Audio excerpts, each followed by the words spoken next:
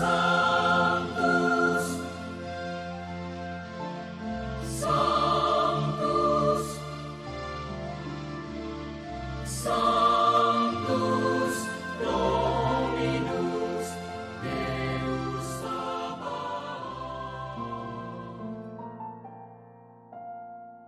Bapak, Ibu, dan saudara-saudariku yang terkasih dalam Tuhan kita Yesus Kristus, salam sejahtera untuk kita semua. Berkat Allah yang Maha Kuasa senantiasa menyertai kita. Marilah kita mendengarkan dan merenungkan bacaan-bacaan kitab suci hari Rabu tanggal 5 November tahun 2025. Dalam nama Bapa dan Putra dan Roh Kudus. Amin. Bacaan pertama dari surat Rasul Paulus kepada jemaat di Roma, bab 13 ayat 8 sampai 10.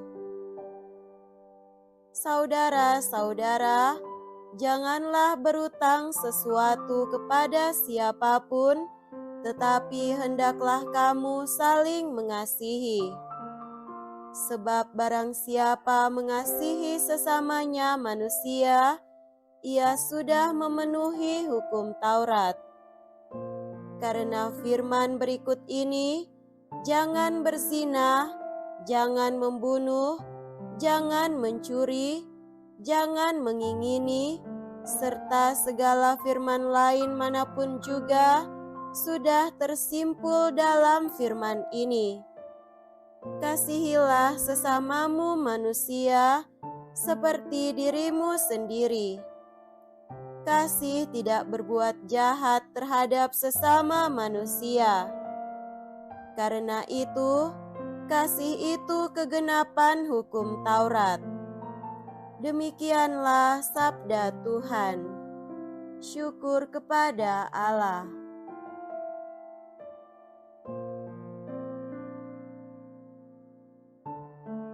Semoga Tuhan beserta kita sekarang dan selama-lamanya. Inilah Injil suci menurut Santo Lukas. Dimuliakanlah Tuhan.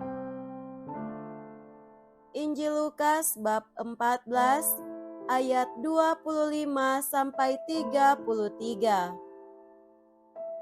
Pada suatu ketika, orang berduyun-duyun mengikuti Yesus dalam perjalanannya. Sambil berpaling, Yesus berkata kepada mereka, "Jika seorang datang kepadaku dan ia tidak membenci bapaknya, ibunya, istrinya, anak-anaknya, saudara-saudarinya, bahkan nyawanya sendiri, ia tidak dapat menjadi muridku. Barang siapa tidak memanggul salibnya dan mengikuti aku, ia tidak dapat menjadi muridku. Sebab siapakah di antaramu yang mau membangun sebuah menara, tidak duduk membuat anggaran belanja dahulu? Apakah uangnya cukup untuk menyelesaikan pekerjaan itu? Jangan-jangan sesudah meletakkan dasar ia tidak dapat menyelesaikannya.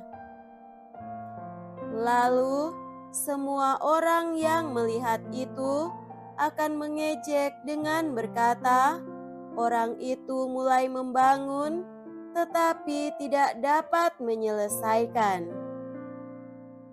Atau raja manakah yang hendak berperang melawan raja lain, tidak duduk mempertimbangkan dulu, apakah dengan 10.000 orang ia dapat melawan musuh yang datang menyerang dengan 20.000 orang? Jika tidak dapat, ia akan mengirim utusan selama musuh masih jauh untuk menanyakan syarat-syarat perdamaian.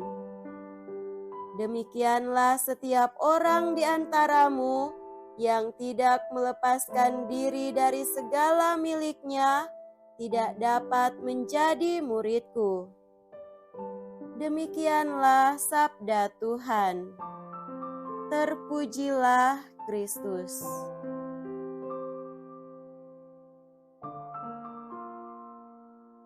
Saudara-saudariku yang terkasih dalam Tuhan kita Yesus Kristus, tema renungan kita pada hari ini adalah buat perhitungan yang cermat.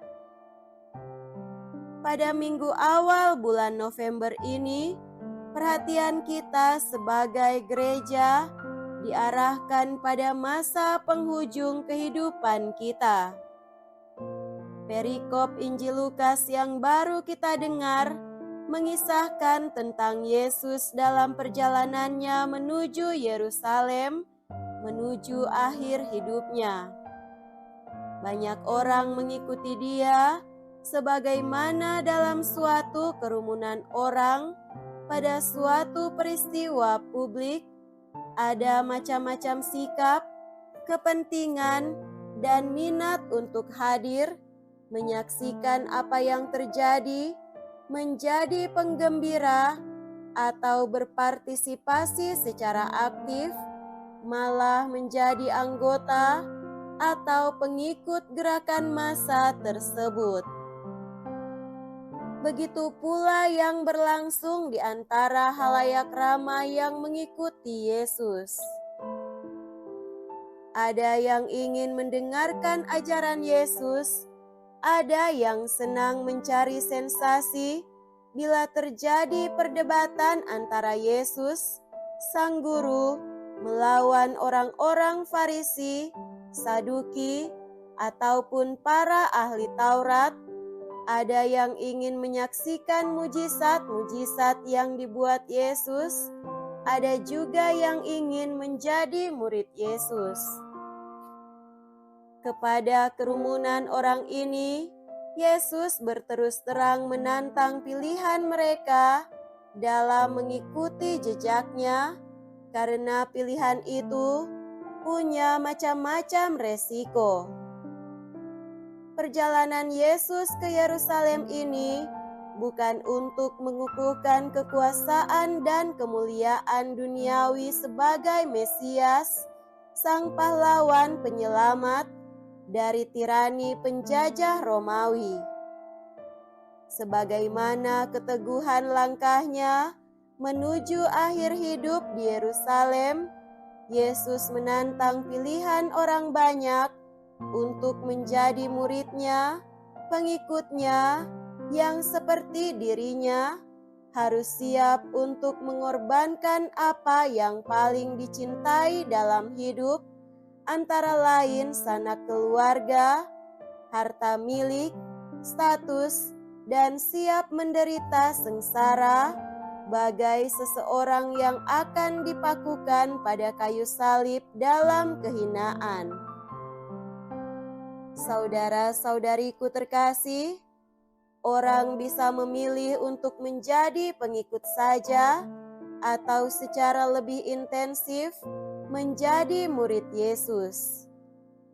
Sama seperti sekarang ini, ada orang yang sekedar menghadiri perayaan Ekaristi, senang untuk menyaksikan perayaan itu, tetapi tidak atau belum bersedia untuk menjadi anggota gereja Katolik atau murid Yesus.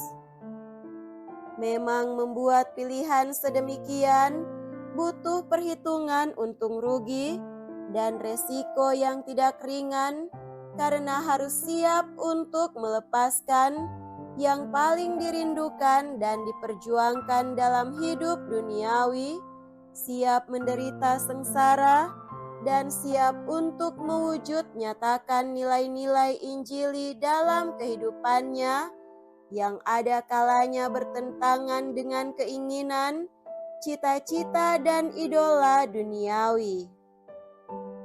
Secara ringkas, padat, dan menggugah, diungkapkan bukan dengan pepatah "be yourself", jadilah dirimu sendiri, Perjuangkanlah martabat dan jati dirimu, tetapi cintailah Tuhan Allahmu dengan segenap hatimu, dengan segenap jiwamu, dan dengan segenap akal budimu. Dan cintailah sesamamu manusia seperti dirimu sendiri. Demikianlah setiap orang di antaramu yang tidak melepaskan diri dari segala miliknya tidak dapat menjadi muridku. Semoga demikian. Amin. Dalam nama Bapa dan Putra dan Roh Kudus. Amin.